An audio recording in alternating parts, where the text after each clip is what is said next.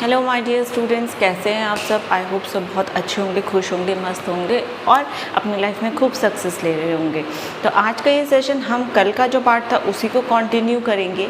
अब ये जो वीडियोस हैं आपकी जो मैंने कल करवाई थी, आज ये शॉर्ट वीडियोस रहेंगी। शॉर्ट इन द सेंस इनका टाइम ड्यूरेशन कम रहेगा क्योंकि ये चैप्टर बहुत छोटा है और छोटे के साथ साथ बहुत ईजी भी है।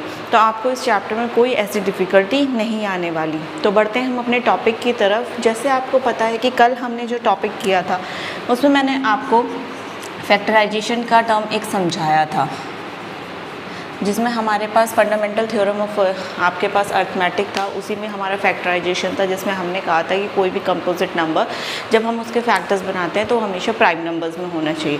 अब इस फैक्टराइजेशन की कैटेगरी के अंदर ही हमें दो चीज़ें और सीखनी है कि एक है एलसीएम और दूसरा है हमारे पास एचसीएफ।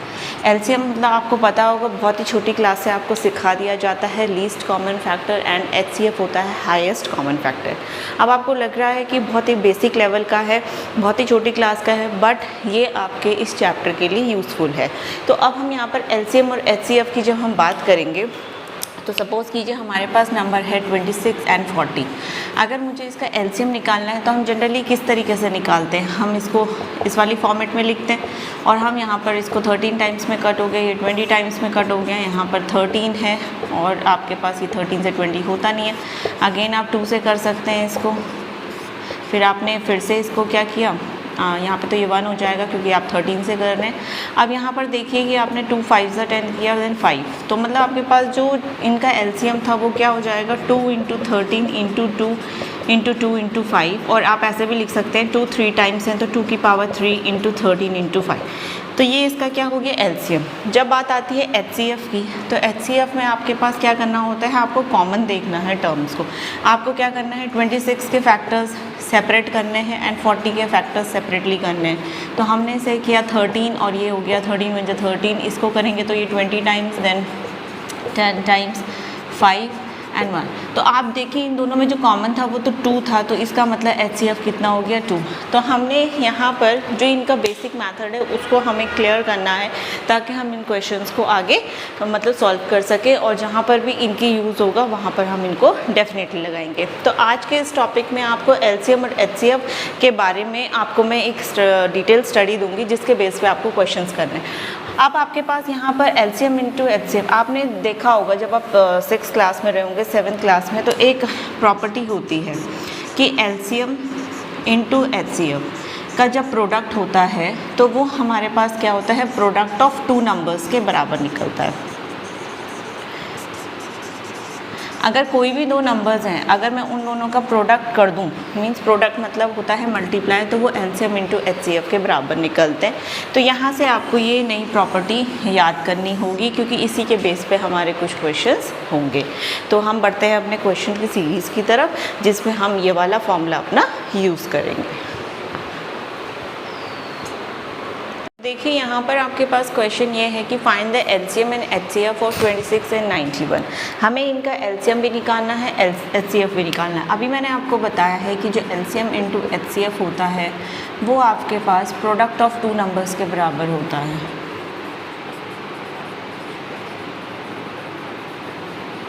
तो जब ये 2 नंबर के प्रोडक्ट के बराबर होता है, इसका मतलब हमें यहाँ पे एलसीएम, इसका एलसीएम इन दोनों का और एक बार इनका एचसीएफ निकाल के इन दोनों के प्रोडक्ट के बराबर निकालना। अब 2 नंबर तो यहाँ पर 26 और 91 है, तो हमने इसको 26 × 91 लिख लिया। अब लेकिन ना हमारे पास एलसीएम है ना हमारे पास एचसीएफ है। देखिए जब भी इस तरीके का क्वेश्चन आएगा आप एचसीएफ निकालें क्योंकि वो ईजी होगा, और फिर हम उसके थ्रू एलसीएम निकालेंगे। भी एलसीएम का आंसर ज़्यादातर हमेशा लॉन्ग फॉर्म में ही होता है। तो अगर मैं 26 कि अगर मैं फैक्टर्स करूं तो आप इसको 2 × 13 लिख सकते हैं, और अगर हम 91 की बात करें तो यहाँ पर जो ये है तो ये आपका कटिंग होगा 91, आप 7 से कट कर सकते हैं 13, तो यहाँ पर आपको इसको 7 × 13 लिख सकते हैं। तो आपको दिख रहा है कि दोनों में जो कॉमन है वो है 13। इसका मतलब जो ये 2 नंबर्स है इनका एचसीएफ कितना आ गया, 13।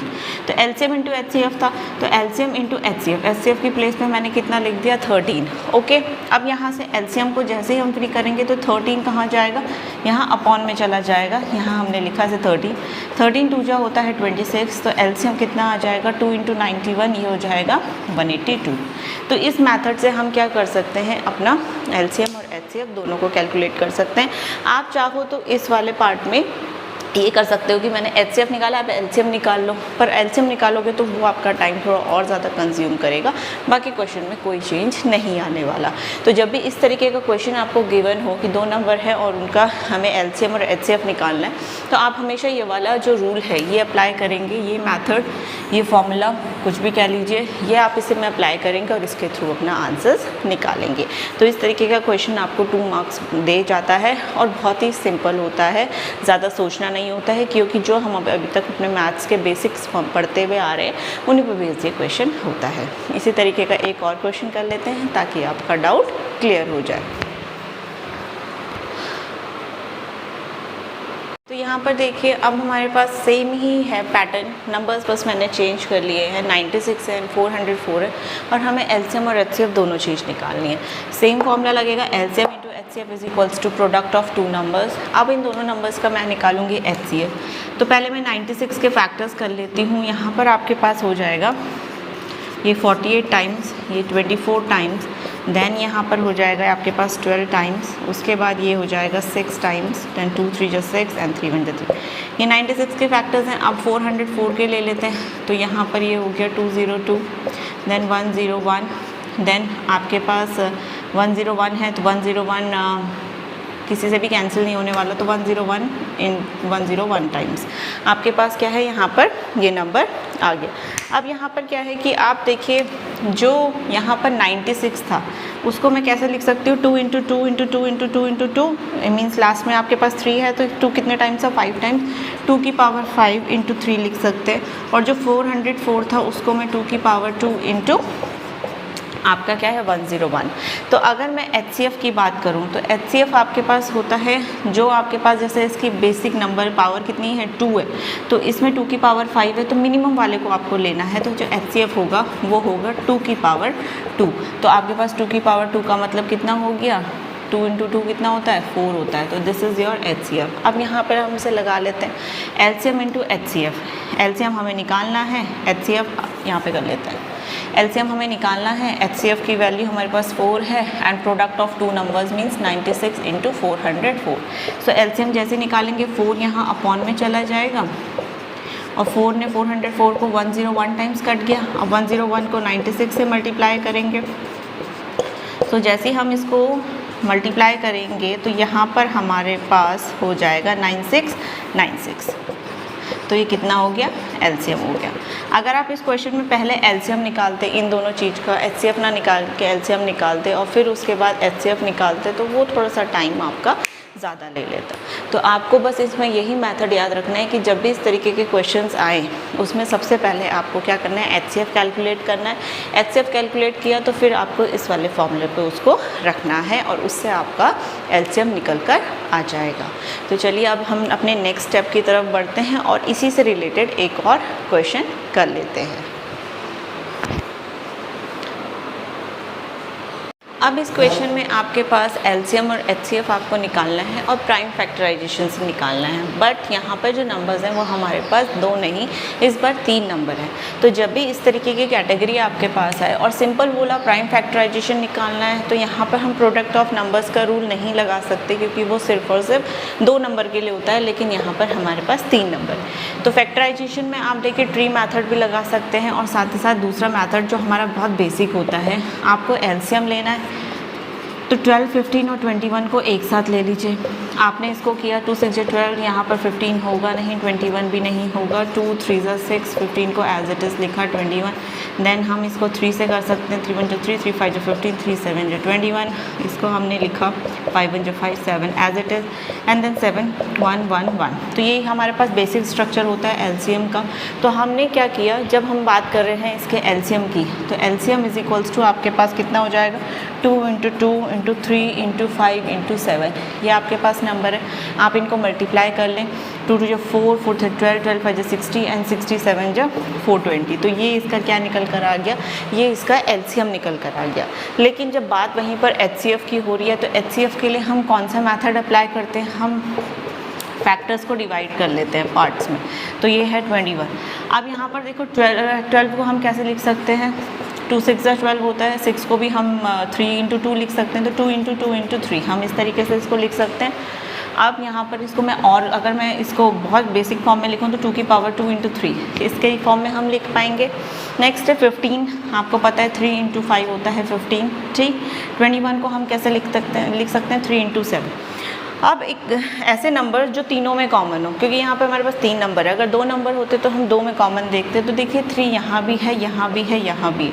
तो जो HCF है वो सिंपल क्या हो जाएगा 3। कई बच्चे गलती ये करते हैं 3 इंटू 3 इंटू 3, नो, आपको हाईएस्ट कॉमन फैक्टर इसमें लेना पड़ता है। तो वो क्या है 3 ही है, जो कि सब में एक एक बार रिपीट हो रहा है, तो एक बार ही यहाँ पर हम 3 लिखेंगे। तो हमारे पास क्या है प्राइम फैक्टराइजेशन मेथड से हमने LCM भी निकाल लिया और HCF भी निकाल लिया। तो इस तरीके के बहुत नॉर्मल क्वेश्चंस भी आपके सिलेबस में हैं जो कि आपको करने हैं।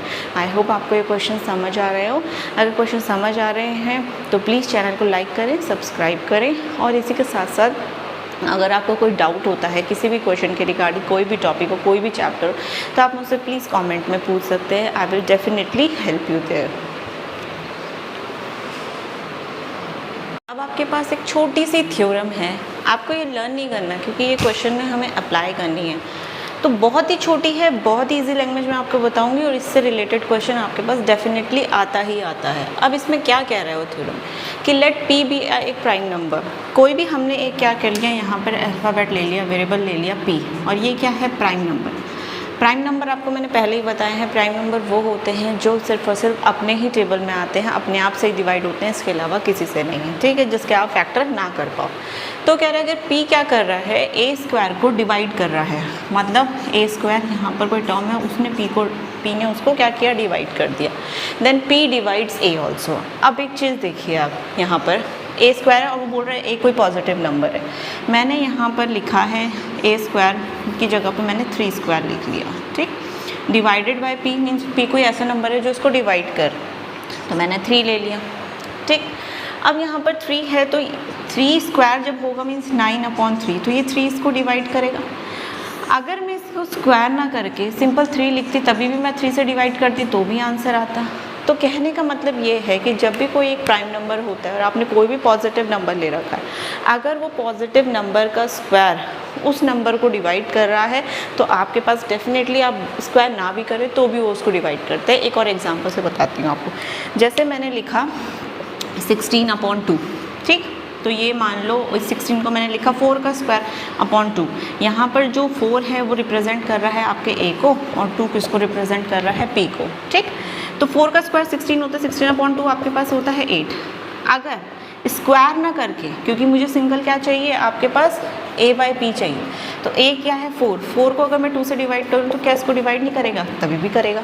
तो कहने का मतलब सिंपल और इजी लैंग्वेज में आपको ये बताऊंगी कि आपको इस वाली थ्योरम में कुछ नहीं करना, बस आपको क्या करना है, ये चीज़ याद रखनी है कि कोई भी नंबर है, बेसिक नंबर पॉजिटिव है 1 2 3 4 कुछ, अगर आप उसका स्क्वायर कर रहे हैं और आप उसका स्क्वायर करके किसी प्राइम नंबर से उसको डिवाइड कर रहे हैं, प्राइम नंबर्स में जैसे 2 हो गया, 3 हो गया, आपके पास 5 हो गया, 7 हो गया, तो अगर वो उसके स्क्वायर को डिवाइड कर रहा है, तो आप अगर उस नंबर का स्क्वायर ना भी करें तभी भी वो उसको डिवाइड करेगा। आई होप ये आपको थ्योरम समझ आई हो। देखिए, आपको ये थ्योरम ना लर्न करनी है ना कुछ करनी है, बस समझ के अब जो क्वेश्चंस हमारे पास प्रूविंग के आएंगे उनमें हमें इसको अप्लाई करना है। तो बढ़ते हैं इसके क्वेश्चंस की तरफ, जो कि आपके लिए बहुत इंपॉर्टेंट होने वाले हैं। तो बने रहिए मेरे साथ और सीखें कि किस तरीके से हम उनकी प्रूविंग करते हैं। अब ये जो क्वेश्चन है ये आपने बहुत जगह देखा भी होगा कि प्रूव दैट √2 इज़ इरेशनल, √3 हो सकता है, √5 हो सकता है, इरेशनल। इरेशनल क्यों कहते हैं इन्हें, क्योंकि जब आप इनका आंसर्स निकालते हो तो बार बार रिपीटेड फॉर्म में होता है, तो इसलिए इनको इरेशनल बोलते हैं। अब हमें ये प्रूव करना है कि इरेशनल क्यों है। तो जब भी हमारे पास कोई भी प्रूविंग आती है तो सबसे पहले हमें उसके ऑपोजिट फॉर्म में उस चीज़ को लेनी होती है। तो हम यहाँ पर लेट कर लेते हैं, लेट √2 इज़ रैशनल। अब रैशनल क्या होते हैं, रैशनल आपको अभी कुछ दिन पहले बताए थे, जो हमेशा P/Q की फॉर्म में होते हैं या A/B की फॉर्म में होते हैं, फ्रैक्शन फॉर्म में होते हैं, जिसमें डिनोमिनेटर 0 के इक्वल नहीं होता। तो लेट √2 इज़ रैशनल, देयरफॉर आपने क्या किया, √2 इज इक्वल्स टू कर दिया A/B in which B does not equals to 0। A/B हमने फ्रैक्शन ले लिया जिसमें हमारे पास जो B है डिनोमिनेटर वो 0 के इक्वल नहीं है, ठीक। अब जैसे ही हमने इसको इस फॉर्मेट में लिखा, इस b को यहाँ शिफ्ट करें तो ये हो गया √2b is equals to a। Okay, ये आपके कुछ स्टेप्स हैं जो सारे क्वेश्चन में आपको फॉलो करने हैं और सेम एज इट इज़ ही करना है। अब जब ये आ गया, इसके बाद आप नेक्स्ट स्टेप है कि दोनों की स्क्वायरिंग करिए। अब आप सोच रहे होंगे कि स्क्वायर क्यों करें, क्योंकि अभी अभी मैंने आपको थ्योरम में बताया था जिसमें मैं a² आपको बता रही थी, क्योंकि जब स्क्वायर करेंगे तभी पता चलेगा कि वो जो प्राइम नंबर हमने उसमें लिया है वो उसको डिवाइड कर रहा है या नहीं कर रहा है। तो जैसे ही मैंने स्क्वायरिंग करी तो √2 का स्क्वायर, मतलब इसको √2b का square is equals to a square ऐसे लिख सकते हैं। √2 हो जाएगा 2b square is equals to a square. इसका मतलब यहाँ पर हम इसको और ऐसे ईजी फॉर्म में ये लिख सकते हैं कि a square is equals to 2b square लिख सकते हैं। ओके, अब हमने क्या किया, ये देख लिया कि अगर मैं इसका स्क्वायर करती हूँ तो ये इसको क्या करता है, ईजिली डिवाइड करता है। देयरफॉर आप यहाँ पे ये लिख सकते हैं कि a डिवाइड्स p, ऑल्सो आपके पास क्या है, a square divides b square by 2। आपने 2 से इसको डिवाइड कर सकते हो, क्योंकि जैसे 2 से डिवाइड करोगे 2 से 2 कैंसिल हो जाएगा।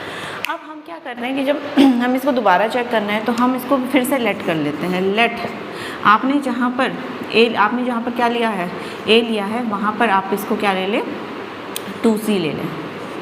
जैसे ही आपने इसको लेट किया और लेट करने के बाद आपने क्या किया, इसमें आपने एज्यूम किया कि a को किसके इक्वल करना है, हमें 2c के इक्वल करना है। जैसे ही a इज इक्वल्स टू आपके पास 2c आया तो जहाँ पर a था वहाँ पर इस वैल्यू को पुट करें तो a स्क्वायर, तो मतलब यहाँ पर कितना हो गया, 2c square is equals to 2b square. 2c square मतलब 4c square is equals to आपके पास हो गया 2b स्क्वायर। तो ये 2 अपॉन में अगर हम इसको लेके जाते हैं तो ये से 2 टाइम्स कट करेगा, तो 2c square is equals to b square. तो यहाँ पर आपके पास फिर से ये कंडीशन आ गई कि आपके पास जो b है, जो आपके पास c स्क्वायर है वो इज़ डिवाइडेड बाय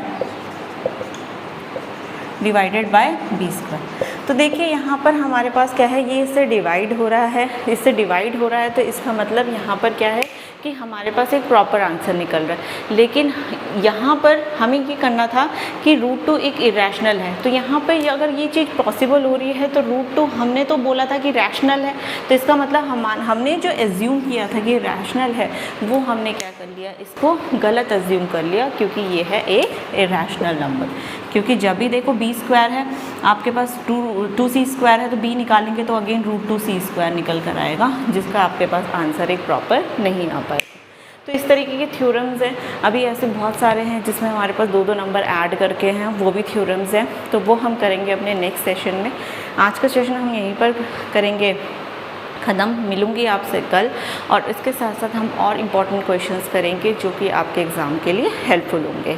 तो प्लीज़ चैनल को लाइक करते रहिए, सब्सक्राइब करते रहिए, और आपको कोई भी हेल्प अगर चाहिए होगी अपने एग्ज़ाम से रिलेटेड, कोई भी अगर आपको कंटेंट है जो एग्ज़ाम से है, मैथ से है, साइंस से है, और आपको नहीं समझ आ रहा, तो आप डेफ़िनेटली मुझसे कॉमेंट में पूछें, मैं आपकी डेफ़िनेटली वहाँ पर हेल्प करूँगी। तो मिलती हूँ आपसे कल, तब तक के लिए खुश रहिए, मस्त रहिए, स्वस्थ रहिए और खूब तरक्की कीजिए। Thank you class.